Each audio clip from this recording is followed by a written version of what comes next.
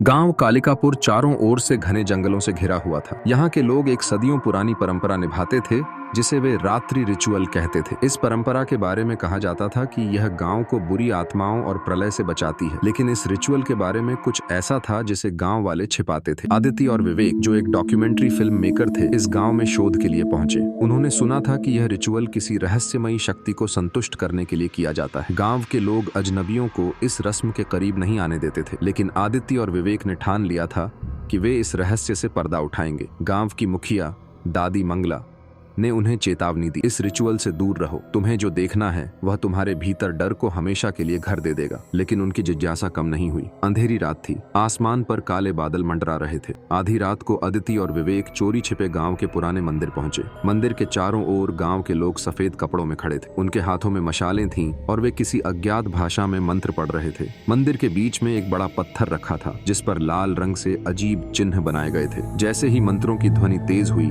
हवा ठंडी और भारी हो गई। अचानक पत्थर से खून जैसा कुछ रिसने लगा। आदिति और विवेक की आंखें फटी की फटी रह गईं। तभी मंदिर के अंदर एक भयानक चीख गूंजी। पत्थर फट गया और वहां से एक परछाई निकली। वह कोई इंसान नहीं था। उसकी आंखें आग की तरह जल रही थीं और उसके लंबे हाथों से खून टपक रहा था। यह वही शक्ति थी जिसे गांव वाले रिचुअल से संतुष्ट करने की कोशिश कर रहे थे।